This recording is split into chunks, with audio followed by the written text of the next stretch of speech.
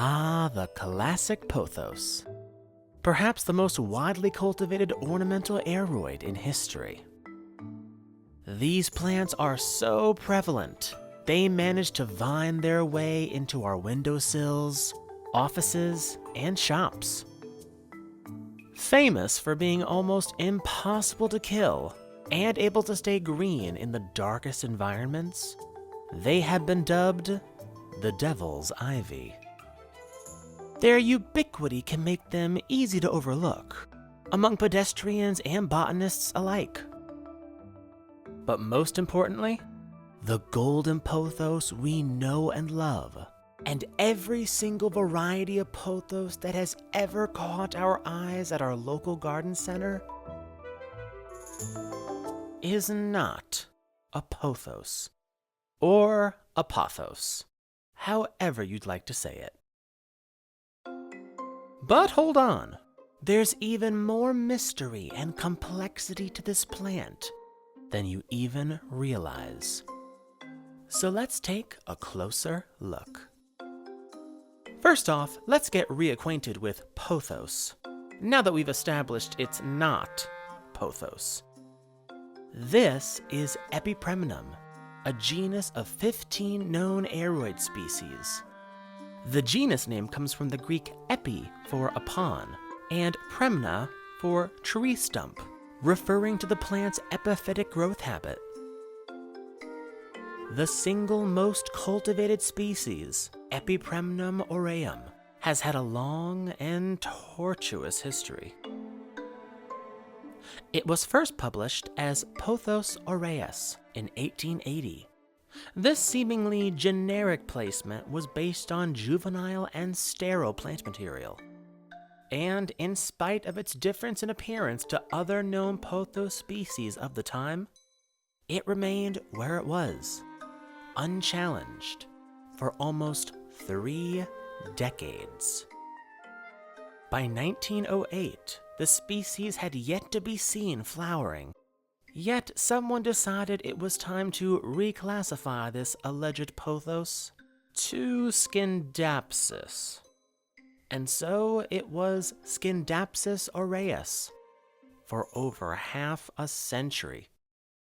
Then in 1962, something seemingly miraculous occurred.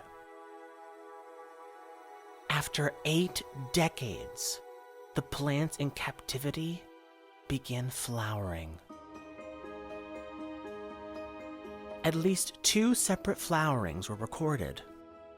One at the Fairchild Tropical Garden in Florida, the other in Puerto Rico.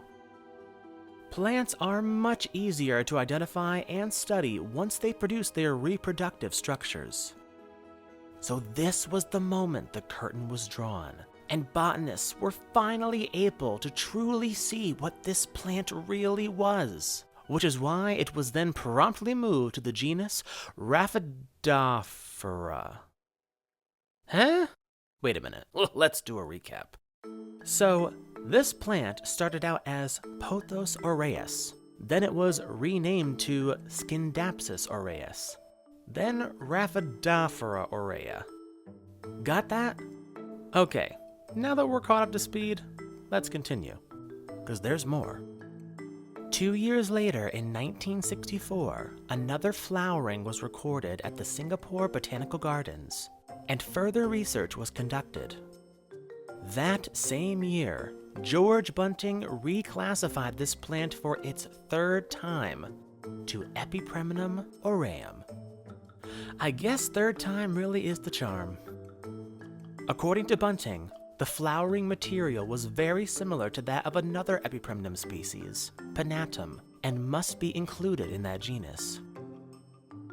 But the confusion didn't stop there. A 1978 paper by Dan Nicholson suggested insufficient differences for aureum and pinatum to remain distinct species, and for a time, aureum was considered a cultivar of pinatum. Wait, what's with all this confusion? Why were these botanists only studying their collected specimens? Couldn't they just go to the natural origin of this plant to study it in its biggest, most impressive form, to put all this back and forth to rest? Well, that was another problem. No one knew for sure where Epipremnum aureum naturally originated. According to the first collection data of this plant, it originated from the Solomon Islands. But the thing is, no other specimens had been found there since. Many in the field assumed this was an error in the collection data. That's right, the most common of all houseplants had been shrouded in mystery for over 120 years. It wouldn't be until 2004 when an in-depth review of Epipremnum by Peter Boyce tied all the loose ends. In the publication, Boyce distinguished aureum as its own separate species. These days, it grows wild and in some cases invasive in tropical countries all over the world. But it wasn't always this way. Thanks to Boyce, we now know the true origin of this plant. And it's quite a humble beginning. Once upon a time, the plant that would one day be known the world over as golden pothos lived on one small island in the middle of the vast Pacific, Moorea of French Polynesia. It is here where this plant had been contained. The island was formed from a volcano just a couple million years ago. Today, the volcano is extinct, and Mount Tohivia is seated in its place at 4,000 feet or 1,200 meters. Moorea and the surrounding islands is a hotbed of biodiversity for such a young place. And aureum just might be the botanical crown jewel. I mean, look at this beast. With those large and imposing leaves painted in flecks of lightning gold. Aureum has since become the prettiest weed the world has ever known. It's now found throughout many other Pacific islands as well as Malaysia, Hawaii, Central and South America, Southern Florida, and the Caribbean due to the release of imported plants over the years. And years. And years. This one species has been endlessly bred and cultivated, not only for its hardiness, but also for its different looks, colors, and patterns. Golden pothos, snow queen, marble queen, neon, manjula, jade, pearls and jade, enjoy, Hawaiian, global green. These are all the same species, Epipremnum aureum.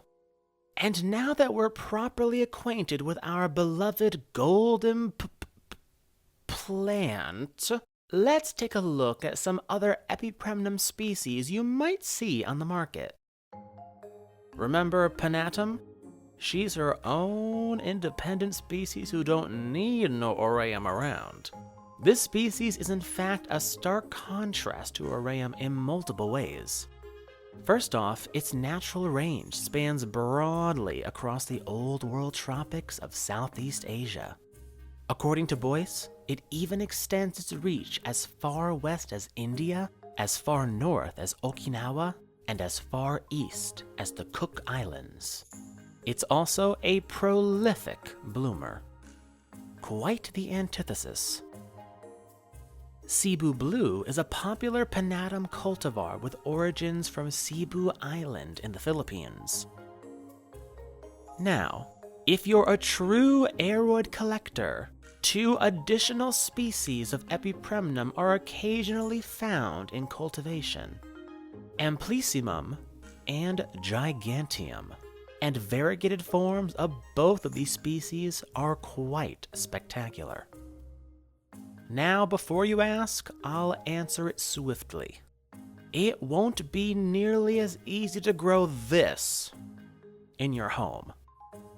Getting an Epipremnum to mature can be trickier compared to other popular aroids. While philodendrons and monsteras growing on a moss pole can give you a decent jump in size leaf to leaf, Epipremnums will climb and climb and climb before they start putting out those massive leaves, those fenestrated leaves. I saw big naturalized and landscaped aureums in St. Thomas, and they were beanstalks. Okay, so remember when I told you that your golden pothos is not a pothos? And now you know it's because it was originally classified as a pothos? So that still leaves a big question.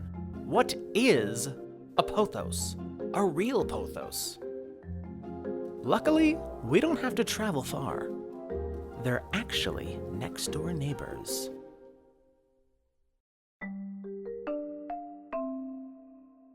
This is true pothos. Or at least what we have decided to name pothos. These funny little plants occur from Madagascar through Southeast Asia to Western Oceania.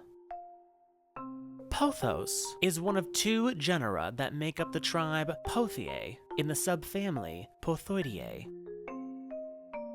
Pothos has about 70 known species, while the other genus, Pothoideum, has only one species.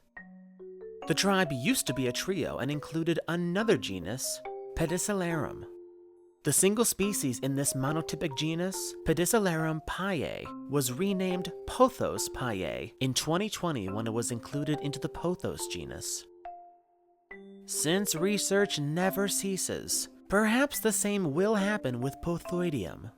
For now, what seems to keep the single species, Pothoideum lobianum, from being included in the Pothos genus is its functionally dioecious inflorescences, meaning separate specimens within a species are either male or female, while flowers of Pothos species are always bisexual with a trilocular ovary.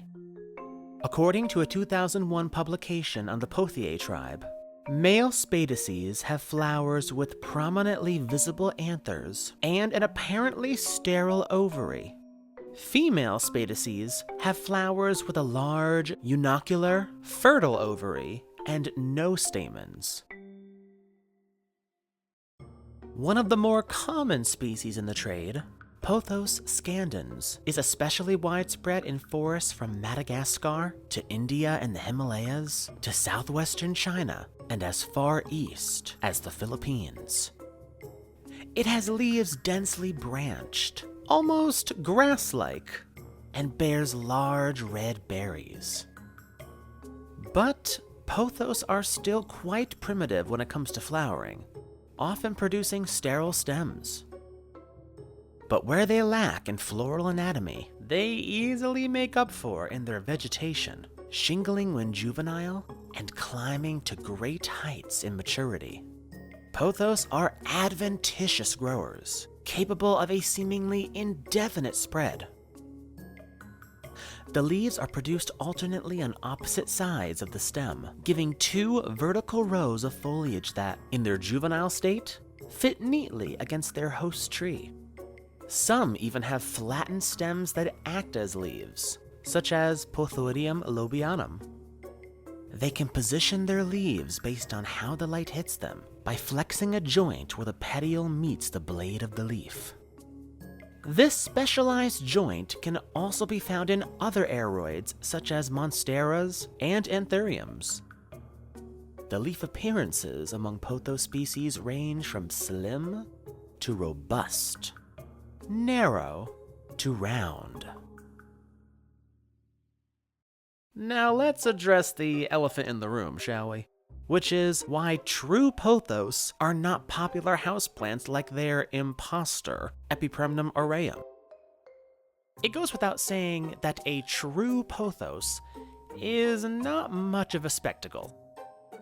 At all. Their modest foliage complements their modest inflorescences, which aren't even easy to recognize as belonging to aroids.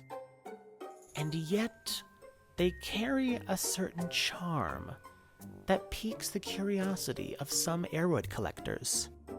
They're kind of like the Mona Lisa of aroids.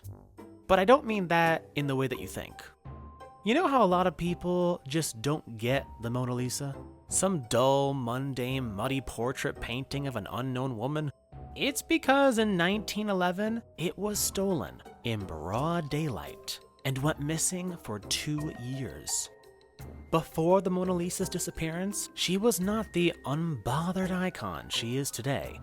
And yet, it's because the painting was stolen that so many scholars and art enthusiasts scrutinized the work for years and years, until eventually it reached immortality in the public zeitgeist.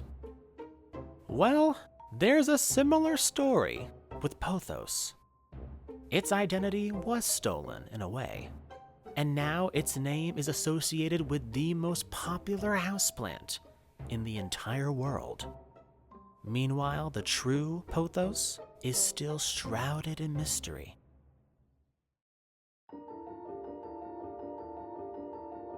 But I guess their charm is in their modesty. And the fact that they are the real deal, compared to what everyone and their mother thinks is a Pothos. And now you are one of the few to know the truth about Pothos, the most popular houseplant in the world that no one even owns.